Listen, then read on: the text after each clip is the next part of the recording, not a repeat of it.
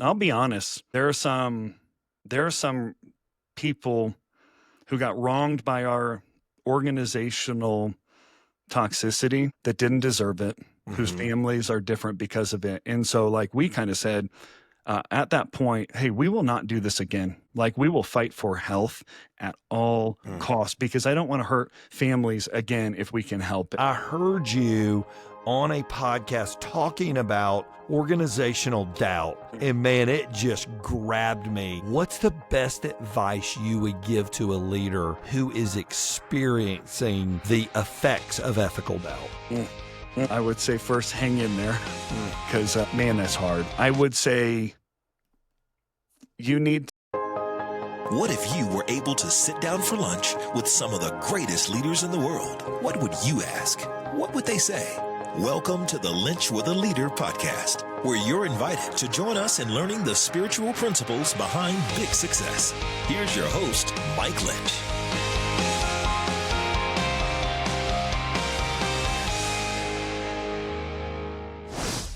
Well, Jesse, thank you so much for joining me on this episode of Lynch with a Leader. It is an honor to have you. Mike, so happy to be here. Lynch with a Leader, baby. This is going to be so fun. Listen, man, you have been a guy I've wanted to get because I heard you on a podcast talking about organizational doubt. And man, it just grabbed me because I help lead an organization and I have doubt. So when I'm sitting in the leadership chair and I have doubts, I'm like, okay, what's going on in the other offices around the building? As a leader, what has discovering this done for you as a leader is what we're going to unpack here in a few minutes. What's it done for you as a leader to have an understanding of what doubt is and what doubt isn't? Man, Mike, great question. When I discovered it through my therapist, actually, because I was really wrestling with some staff challenges and people during a season of unhealth in our church where they were just kind of hammering on every single decision we made. And when you start getting that feedback from people where they're questioning everything, questioning you as a leader,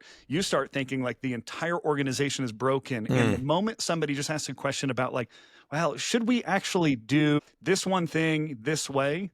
I started taking that as a personal offense. Like you're questioning me, you're questioning the organization, and just being able to look at these 5 different levels of organizational doubt has helped me know like sometimes people are just asking simple, normal questions. And then other times like they're in a deeper place of doubt that's actually really, really dangerous. And so this framework was developed by Robert Hoover, University of Cincinnati back in the 60s. And I think if you think back to work in the 60s, people like, who cared if you had doubt at work? Just keep on doing your job, right? And I think that if Robert Hoover would have written it today, I mean, the thing like, because for leaders like you, leaders like me, like doubt is always a part of an organization in varying levels. And so just being aware of it and knowing how to answer some of the questions that come along with it has been tremendously helpful for us. It's so funny. Your bench coach there in Colorado, Clint Hurdle, said recently on the podcast, he said, I was 29 playing for Whitey Herzog and said something about my feelings. And he's like, son, you don't have feelings.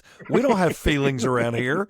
And it is very different now. Oh, yeah. And the generation we're leading of 20-somethings and 30-somethings are trained for things to morph around them, not for them to morph into things. Yeah. So it's a real deal. Give everybody a little taste. And you and your pastor have been super open on other podcasts together before about what got you to the place you are. Give everybody a little perspective of Flatirons, the size of your staff, and where you guys found yourself back in 2019. Sure. Flatirons has been around for 40 years, but Jim, our lead pastor, is just a very gifted communicator and leader. He got to the church about 19 years ago, and the church was about 2,000, maybe 3,000 people at the time. And just we saw a period of rapid growth for probably 10 years, just double-digit growth, to the point where I think, I'm not sure the date, maybe 2016, we were averaging like 18,000 people who are part of the church out here in Boulder County,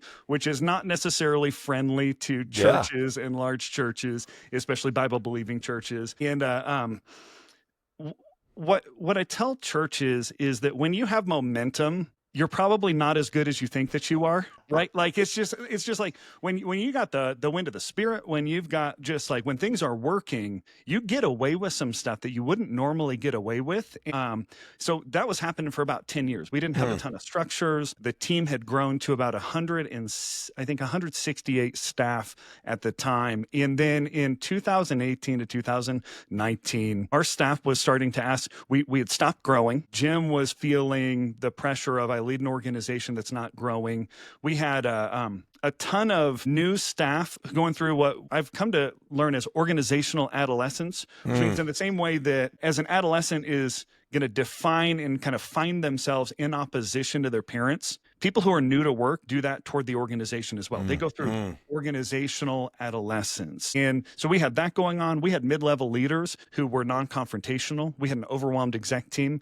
We had Jim who's feeling the pressure of like, everyone pushes all blame, all responsibility, all issues as far up as they can go. They don't want to take any authority down here, any responsibility down here. They just push it on Jim. He said on podcasts, it crushed him. He went on a elder mandated 6-month sabbatical break. And here was the state of our organization, Mike. I think almost everyone thought, hey, Jim's the problem. Get Jim out of the organization. Everything's going to be fine. And what we found a week later, like it didn't even take us a week, where all of our dysfunction was coming up. We realized, oh, Jim wasn't actually the problem. This is a wholesale, total organization problem where people were questioning our leadership. People were questioning decisions. They're questioning what we did, just everything. And so over the last 5 years, we have been building back from that, building back trust, building back alignment on the team.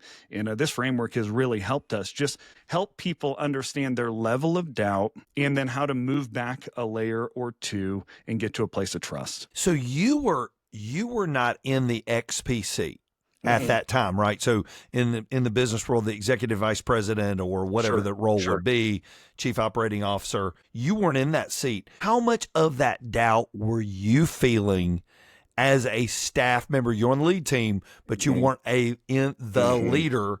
How much of that were you experiencing as a leader? And overwhelming did it seem when you moved into the seat to begin to change things? Mike, that is such a good question. I don't think I've been asked that before. Our entire leadership team was experiencing significant doubt. Doubting Jim, doubting his intentions, doubting his heart, not continuously. There was always this hope, and there's always been this part of like, I know Jim. Jim was my youth pastor growing up. So it's like, I know him, I know his heart. And so there was always this hope, but we just had these questions that weren't getting answered. We couldn't figure it out. And it turned into some toxic conversations on the team. And man, so we would vacillate in and out of doubt of Jim, doubt of is the organization going to make it? I remember trying to hire a guy. He said the week Jim went on sabbatical, he's deciding if he's going to move his family across the country to be on our staff. And he was like, hey, is Flatirons on the dip down? Like, is this thing headed to the ground or is this just a bump in the road? And I remember telling him, I was like, dude, I don't know.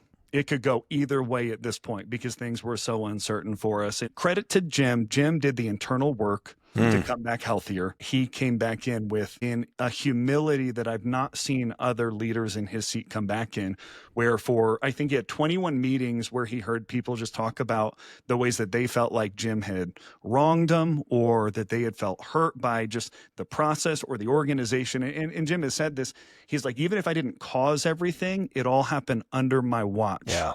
And so like whatever the organization was, that's Jim's responsibility. Other people contributed to it. And so when I stepped into this seat, Mike, we had during COVID, we downsized the staff considerably, went from 168 to about 80. Part of that was just the function of our church in Colorado but part of it was we had a ton of unaligned people who were actually working against the organization. And we really needed to take some time. Mike, I think over the first 3 years after that moment, after Jim got back from sabbatical, we turned over 72% of our team. Good. Just a ton of, for those who are still here, that's a lot of friendships. And like, I'll be honest, there are some people who got wronged by our organizational toxicity that didn't deserve it. whose families are different because of it. And so like we kind of said, at that point, hey, we will not do this again. Like we will fight for health at all costs because I don't want to hurt families again if we can help it. I don't want to have that story. But stepping into the seat, I just remember I would get up in front of a staff meeting and talk about a new direction we're going. And just maybe you've been, probably not, you're a great leader. But like I remember people are just sitting back like frown. And I could just tell the room's no, that's wrong. You're wrong. This is wrong. Like the whole thing's wrong. And it's taken us 3 years. It probably took us 3 years to build back to a healthy culture where now it feels like I can walk up on our stage with our staff. Jim can do the same thing. And we might not have all the answers, but there's a trust. There's an underlying like, hey, we're leaning in. We trust you guys and we're going to follow. That is a huge deal. And, you were talking about that hurt and you hear that phrase church hurt. Sure. And it hurts to know you were a part of somebody's church hurt. And we have too. And I mean, there's no way around it. You're going to be, somebody's telling a story about you somewhere. Yes. And that's part of the game. As you guys now, and before we get in this organization, I'm just fascinated by this. As you guys now are getting your alignment right, what are you doing better on the front end when you're hiring to make sure that alignment is beginning even before they grab their office and open their laptop? What are you doing better to help that alignment pre them forming into their roles? Yeah. That's great. I'd say once we got back from kind of Jim's sabbatical, we realized culture was broken. We needed to identify our culture. And so we worked really hard to identify 7 cultural values for our staff. And we hired to those. I mean, if I'm in a meeting with somebody, one of our values, I would say like we have 3 that we feel like we cannot teach these before, like soon enough. So if somebody violated one of them, they lose all of their credibility. We can't teach it to you fast enough. You have to embody it. And so we went to lunch with this guy, highly qualified, could have done the job. And at the same time, the lunch was just boring. I'm looking at my watch and we get back and we're talking about this guy can do the job. The role had been vacant for, I think, a year. And we're saying like, we need to hire this guy. And then somebody speaks up and goes, that was not a fun lunch. If you can imagine, like, I mean, we could have more productive core values than fun, but at the same time, it's just part of like, the leaders here who thrive and who love it, they're fun. And this guy was not fun. So we didn't hire him because we didn't have a fun lunch. And that might've been the wrong decision. But at the same time, like, that's how seriously we take our values. So we've got values, and then we'll have people listen to some of Flatiron's sermons that are going to define what we believe about core issues in society. Yep. What we believe about the Bible, not just having the doctrinal statements and everything that, oh, do you agree with this? But like, hey, here's how we're presenting it. And then we run the EOS system. I'm not sure if you're familiar with EOS. It's a business system that like mid-sized organizations use, and we run it. And so I go through our vision and our like traction, our strategy for how we get traction in our organization day one with our staff. We're walking through, here's how we do what we do. Here's our target market. Here's some of our core distinctives so that they just know this is what you're signing up for. And we tell people, we're like, hey, this is not right. And you're not wrong if you don't like it. That's right. You're just not going to like it here if you fundamentally disagree with this stuff. So let's cut off doubt at the pass and let's let that stuff come to light in the future if we need to. Yeah, rather than trying to talk somebody into joining the staff, you're almost trying to talk them out of it by telling them all the things. That is really, really good. It's so interesting, and I love the statement you use. If there's distrust, people resist change. And so much of this is built on trust. What do you do as a leader best? You lead a massive organization. What do you do as a leader best to earn trust of the people that are on your team and that are in your circles? I'd like to ask them that question. I think for me, I'm trying to be the same person in meetings that I am on stage, that I am with my family. I try to surface questions early And then like, we're an organization that would prefer to give out information that we might have to roll back. We're going to give it out way earlier to our staff. And so like, we told them about an initiative that we were going to run, and like this big initiative, capital initiative, that 3 months later, we're just getting word from the Lord and word from like key stakeholders in our church. It's not the time. So we had to walk that back, and we asked the staff, hey, would you guys rather hear about it on the front end, knowing it might change, or would you rather us hold it for 3 months and then roll it out once it's been fully baked? And everyone to a person said, hey, we would rather know early and let it be rolled back. So we try to be very transparent. And then for me, vulnerability, for us in our culture, we call it raw and real. It's one of our core values. It carries the day. I'm going to tell you not just what I'm doing well, not just what I'm frustrated about. I might actually tell staff members, here's what I'm afraid of. Mm-hmm. Here's what's like grieving me. And when they can hear my heart and hear like what's going on underneath the surface, I think it humanizes me, and I hope makes it easier to trust me, rather than right now. I feel like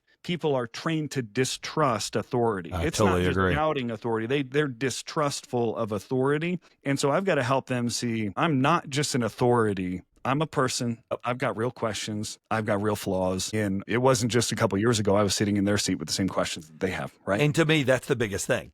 I've been there. I understand. And any high-charging, hard-charging person walks around thinking of what they would do different anyways, whether they want to or not. Every NBA game you go to, every NFL game you go to, you're looking at processes and systems going, if they move that line over there and they did this over there, everybody does that. I do it everywhere I go, and I can't find my car keys half the time. Sure. Well, and this is our assumption about leaders, is that they are actually more secure because they've reached this place where it's like everybody thinks that they can do the job. Everybody like they've got this proven track record of success. They're in the seat. But like every responsibility increase I've gotten on our staff has came with increased insecurity. 100. And I just think that that's something, I don't know if younger leaders can really believe that until they step into the next seat and realize, oh, that comes with more insecurity. And so the people at the top of the organization are actually have the most reasons internally and pressure to be insecure. Yeah, because they know themselves. I know I sit with, this morning I was with elementary principals. We do a deal with police chiefs once a month and all these local leaders, and I'll ask them all the imposter question. How many of you wake up, look in the mirror and feel like an imposter? Everybody. And anybody who doesn't feel like an imposter, nobody wants to work with. Dang. Because they're jerks. Dang. Because they're no fun to be with. You're nailing me right now. You're nailing me. That's my drive in this morning. Well, it's so funny because I get up, I've been there 28 years, and I drive in and go, I really don't know if I know what I'm doing. I'm trying, but you're figuring it out as you go. I haven't been there. Especially if you're doing the things that leaders are supposed to do, surrounding yourself with great people. That's people right. who are even better That's than right. you. That again, that makes you feel more insecure, more reasons to do that. So, well, let's dive into these 5 levels of organizational doubt. These are so stinking good. First one, suspended doubt. Unpack that for me. Suspended doubt is typically when you first come into an organization and you have really no doubts. You're like, man, this place is awesome, because you left your last place for a reason. You came to this place for a reason. So you're like, oh man, the vision is great, and oh my gosh, the leader just did the onboarding with me, and he or she was so funny. Like everything's great during suspended doubt, where you don't really have a ton of questions or a ton of doubts about the organization. It's just like, this is great, but this is a short period of time for most people, especially in my experience. It's the honeymoon, right? Sure. Yep. Everything's perfect. Our marriage is going to be great. We're going to get along great. Which is great, super. Which is totally natural. Totally natural. Yeah. What about operational doubt? How does operational doubt begin to grow out of what was suspended doubt? How have you seen that happen? Sure. Well, I think operational doubt is the how. So you're doubting how we do things. It could just be should we have, for sports teams, this type of Gatorade or Powerade or whatever it is for the drinks. Doubting how we do warm-ups. For a church, it would be how we greet people. These are these small things. And like, honestly, I think this is a natural question for anybody who's got a brain. Like, unless you are just a follower who loves following, but in most organizations, You need leaders, and leaders are going to ask some questions about how can we make this better. And honestly, like operational doubt is actually what improves us as an organization if we handle it correctly, because people are questioning the status quo. So I think it is so important, but at the same time, it's got to be addressed. Otherwise, if operational doubt, those questions aren't addressed, it's going to drop down to another level. How do you do that? How do you at Flatirons with the staff the size of your team, how do you give rooms, opportunities for this organizational or operational doubt, to be expressed? How do you do that as a leader? Yeah, I think we could probably do better as a whole, but I think that we have environments. We bring our mid-level team in once a week to just talk about some of the problems that they're seeing, some of the opportunities that are in front of us. And oftentimes they're the voice of their teams. They're the voice of the front line of the organization. They're saying, hey, why are we doing things like this? Could we do things differently here? And what we're trying to do is actually empower a ton of the authority as far down as we can. So it's like, hey, you guys don't even have to bring this stuff up in this meeting. Like if it is aligned with our values, if it's aligned with our mission and vision, and it fits within budgetary constraints, you can fix this problem. Like you can make this decision. And so I think that by trying to empower the front line, that's how we can help people deal with operational doubt and not get frustrated about it, because that frustration is just going to grow and move down deeper. Because if there isn't any operational doubt, it's nobody cares. Yes. Right? Yes, they don't care, and they don't have any ideas for how to make it better. And again, Mike, like in your situation, that just puts all the pressure on you, right? To say, Mike, you've got to have all the answers. You've got to make everything better. We want people at every level of the organization thinking, how can I make this better? But that means they're questioning the status quo, operational doubt. And for a leader, it's the double-edged sword, because you want people who think like owners. Sure. Till they start thinking like an owner, and it's different than the way you think, right? It's hard, man. That's a hard thing to corral there. But operational doubt doesn't just stay there. Right. The danger begins when you start getting the ideological doubt. Talk about that. Yeah. Operational doubt, if it's not addressed, that drops down into ideological doubt. This is where you start to doubt and ask questions about the larger scope of things. This is the what. So if operational doubt's the how we do things, ideological would be what we do. And so, for instance, in our world, church world, like the operational question might be, hey, why do we use lights during worship? Why do we use the lights in, all the moving stuff? It's questioning the how. Ideological is, I don't know if we're worshiping the right way. And so ideological doubt can start to get dangerous, because if we don't have those conversations with our staff, the right staff are going to answer these questions for themselves. They're going to identify, hey, if they've got a question, this is the wrong way to worship. I think this might be the wrong way to worship. They're going to come up with their own vision statement for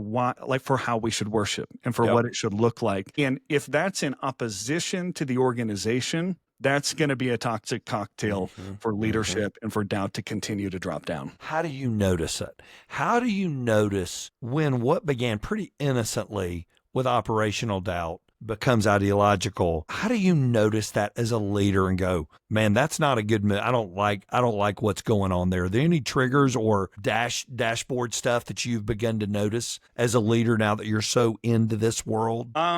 I'll give you an example that just happened this past week. We're doing a sermon series where we did a lot of decorations in the lobbies, and it looks great and had a ton of new people. People are inviting their friends, ton of energy, but longtime attendees of the church, they're like, man, I'm not sure that we should have spent all the money on this and done all this stuff. And it seems a little worldly. And these are great people, great volunteers. Right. Questions.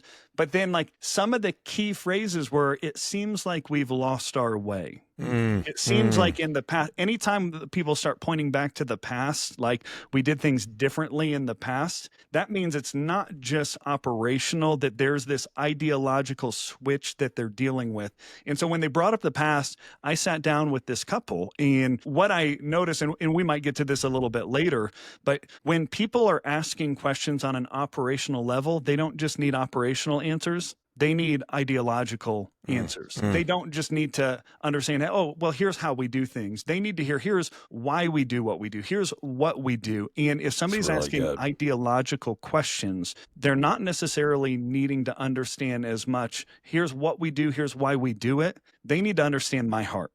They need to understand Jim's heart. They need to understand the people making the decisions. And so this really helped me just have a conversation with this couple to answer some of the practical questions, but to also know, like, that's not where the doubt is actually living. The doubt's actually living down here. And so I've got to answer some of those questions. Yeah, it's that thing beneath the thing, right? It's that old thing. There's something else going on. Yes. That's really good. Ethical doubt. Ethical doubt, this is the dangerous one. If operational doubt, anybody who is a leader is going to have operational questions. And then your high performers probably are going to be asking ideological questions. I mean, you think about anybody who's leading at a high level right now, they probably what propelled them into those levels of responsibility was they're asking questions, ideological questions. We can be doing this entire thing differently. We could be thinking about completely new ways on doing this. So these are normal questions. When it gets to ethical doubt, this is where it gets dangerous. This is where people start asking questions about the leader. This doubt is focused on who is leading. And that's maybe doubting their competence, maybe doubting their consistent decisions, at worst, doubting their heart, and really just, are they the right leader for this season? This is what starts to tear organizations apart. If a leader is listening to this, and they may be the coach of a college baseball team, or they may be the superintendent of a school district, or a mayor of a community, and they are feeling like, oh my gosh, this is where my community is. This is where my school is. This is where my church is. What's the best advice you would give to a leader who is experiencing the effects of ethical doubt? I would say first, hang in there, because man, that's hard. I would say you need to check your ego at the door. You need to lean into humility. You need to pursue humility, because that's what it's going to take to answer some of these questions and to move back up the ladder of doubt. But you want to ask, hey, what are you seeing that you would do differently? What's it like being on the other side of me? Is there something that I've done that you feel has wronged you personally? Asking some questions about that to some of the people. And then I think it starts with deep vulnerability, deep humility, and saying, hey, we're at an inflection point, and we really need to do some things differently. And it starts with me as the leader. That's the thing. Jim, when he came back from his sabbatical, he didn't point fingers at all the other things that he could have pointed fingers at. He took all the blame and all the responsibility, and he said, hey, this is on me. I've not led the way that I need to. And he could have pointed to a lot of different factors and a lot of different people, but he said, hey, I'm going to take this on me, and I'm going to build up from there. And then really, when people are sitting at or moving down into ethical doubt, they need to know the leader's heart. What is their heart for both the people that they lead and the mission that they're after? Because all of us want to know, do you have a heart for me? Even if I can't sit down in Mike's office, do you have a heart for me? Are you thinking about me? We're all in a way selfish that way. And so answer that question. Hey, I care about people. But then number two, I care so deeply about this mission. And that's why sometimes I've made these decisions that have shortcut our processes and have landed poorly on other people. It's just because I so dearly care about reaching people in the front range. So I think mission and caring about people personally, let them see your heart. And from there, we can start to rebuild the trust. It's a great answer. That's a really good answer, because it's so practical. And I'm going to ask you, this is a philosophical question before we hit our last one here. If a leader thinks about these things and is aware that there's people within their organization that are probably in these things, and they stay open to that, do you think that leader will end up with an organization that goes to absolute doubt? Or do you think by them being aware and them being self-aware, they can keep it from the death toll of absolute doubt where it's about to go? What are your thoughts? And I don't know if there is an answer to that. Sure. Just curious. From our experience, I was telling you beforehand that, man, I think probably half of our staff was at ethical doubt and another 20% absolute doubt. That's the next one that we're getting to. I'm jumping the gun, but 70% of our staff had deep doubt questions. And I think as a leader, if you come in with humility, if you come in with vulnerability, and then if you come in saying, hey, I'm going to go first and do the things that I need to do to change, but then collectively we're all going to do the things we need to do to change. I think an organization can move from largely ethical doubt back up into suspended, operational, into a healthy place of trust. That won't come without some people who have reached the bottom rung of doubt, absolute doubt, saying, hey, I'm self-selecting. I can't work. And that was our experience, where we had great people who loved our mission, who realized over time, as Jim's getting healthier, as the organization's getting healthier, they're going, I still am just looking for all of these things that are wrong, and I can't see past it. But as the organization as a whole got healthier, that made them feel more isolated. And eventually they said, hey, I've got to step out of here because I can't get to the place that the rest of the staff is at when it comes to organizational trust. And when you get to absolute doubt, if you sitting in the seat you sat in, if Jesse had gotten to absolute doubt, and let's say you're talking to somebody within an organization. So we talked to leaders here saying, let's talk to somebody within an organization who's saying, I'm feeling these things. I see it on my check engine. What would you tell them when they reach absolute doubt they need to do as a person within the organization?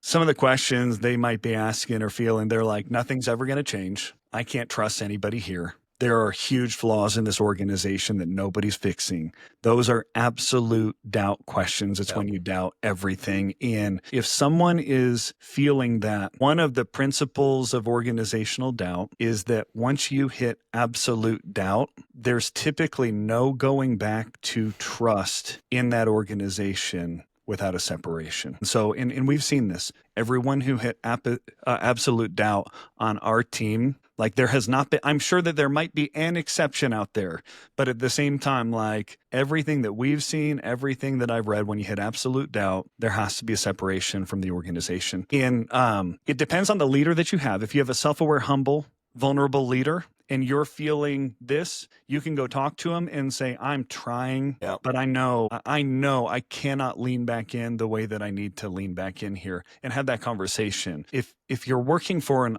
unhealthy leader who's not self-aware, driven by ego, who doesn't care about the people who work for him, this is going to be a hard conversation to have. And I would just recommend finding a way for you to make an exit. But absolute doubt does not solve itself in the organization that you're at. You have to make a move. What are the biggest, and you have so many things on principles of organizational doubt and steps out of it, what are the biggest pieces of advice you would give a leader that says, man, I'm feeling like we're in the middle of this and we're not just on the top end. We're getting down into the ethical, absolute stuff. What would you begin to tell that leader about where they are? And as survivor, right? You've survived this. You're out on the other side of it. The things that you guys did the best to get where you are today from how bad it was.